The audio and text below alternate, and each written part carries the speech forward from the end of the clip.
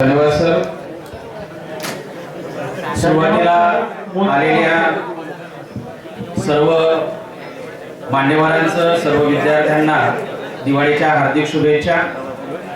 आज आपण विद्यार्थ्यांचा सत्कार, जे विद्यार्थी स्पर्धा परीक्षेच्या माध्यमातून मोठमोठ्या पदांवर कार्यरत झालेले आहेत असे विद्यार्थी, 10वी 12वीचे विद्यार्थी, आणि त्याचबरोबर सर्वात महत्त्वाचं की आजच्या युगामध्ये ज्या गोष्टींचा अभाव आपल्याला दिसतो, कुठेतरी आईवडिलांची सेवा करण्याची जी संधी आहे त्याच्यापासून मुलं हे वंचित राहत आहेत. आपण फक्त शिक्षणाने पुढे जात आहोत, सुशिक्षित होत आहोत, परंतु कुठेतरी आपण या नवीन युगामध्ये आपल्या आईवडिलांना आपण विसरत चाललेलो आहोत.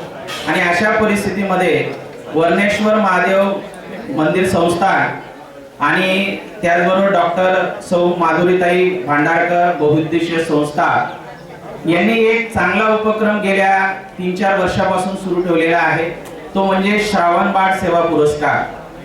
आणि त्यांची जी निवड आहे, त्या निवडीची जी निवड समिती आहे, सुरुवातीला त्या निवड समितीचं मी या ठिकाणी आभार व्यक्त करतो की आपण आमच्यासारख्या 12 व्यक्तींना हा श्रावण बाळ सेवा पुरस्कार आपण देत आहात. एक पुरस्कार्थी म्हणून मी या ठिकाणी 2 शब्द या ठिकाणी व्यक्त करणार आहे.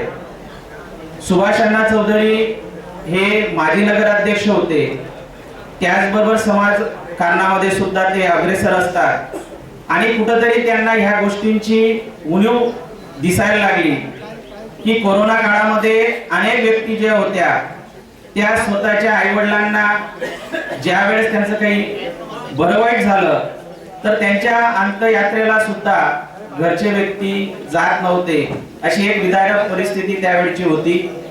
परंतु अशा परिस्थितीमध्ये सुद्धा काही जे व्यक्ती आहेत त्या व्यक्तींनी आईवडिलांची सेवा केली.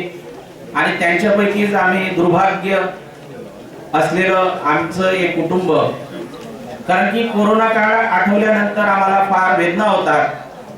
कारण की वडील, आई आणि माझी मुलगी या तिघांचं ज्यावेळेस 10 महिन्याच्या कालखंडामध्ये ज्यावेळेस निधन होतं, तर खरं कोरोना कसा होता, काय होता याची अनुभूती आम्हाला आली. श्रावण बाळ हा जो पुरस्कार आहे तो आईवडिलांची सेवा करण्यासाठी दिला जातो.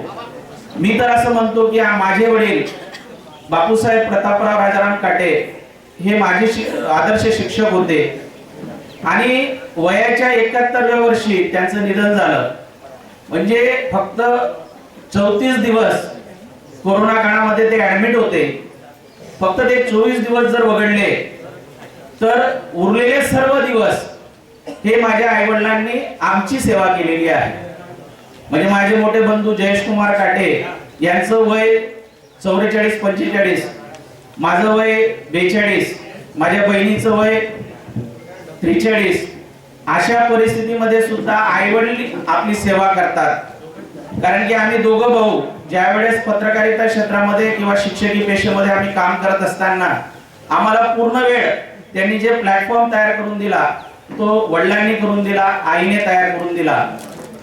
कुटुंबाच्या सर्व जबाबदाऱ्या ज्या असतात, म्हणजे ते दुधापासून असेल, भाजीपाला असेल, इव्हन सर्व गोष्टींचं मी म्हणत नाही, पण आम्ही दोघं भाऊ आई वडिलांकडे पगार द्यायचो.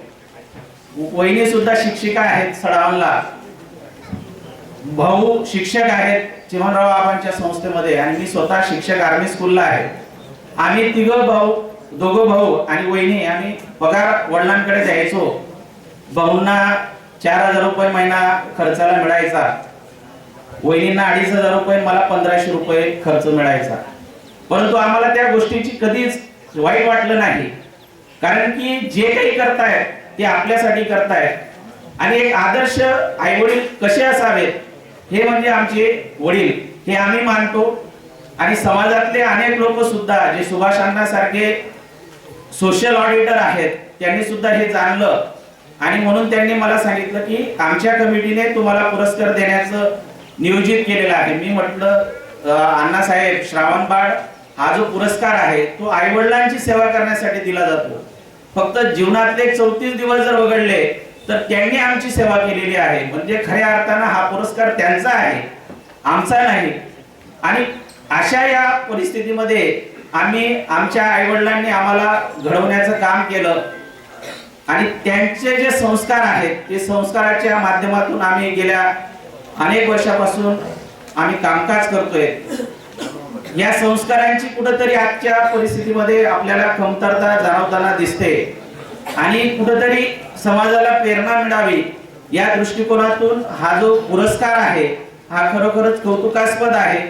मुळात असं व्हायला नको होतं की एखाद्या पुरस्काराची गरज भासते आईवडिलांची सेवा केल्याबद्दल. एक चुकीचा मेसेज या निमित्ताने आपण करू शकतो. मुळात आईवडिलांची सेवा हे प्रत्येक मुलाचं हे आद्य कर्तव्य आहे. कारण ज्या पद्धतीने आपले आईवडील आपल्या मुलांना घडवतात, मोठं करतात आणि आपलं सुद्धा कर्तव्य आहे की आपण आपल्या आईवडिलांची सेवा केली पाहिजे. खरं पाहायला गेलं तर वृद्धाश्रम निर्माण झाले. वृद्धाश्रम ही संकल्पना अतिशय चुकीची आहे असं मला वाटतं.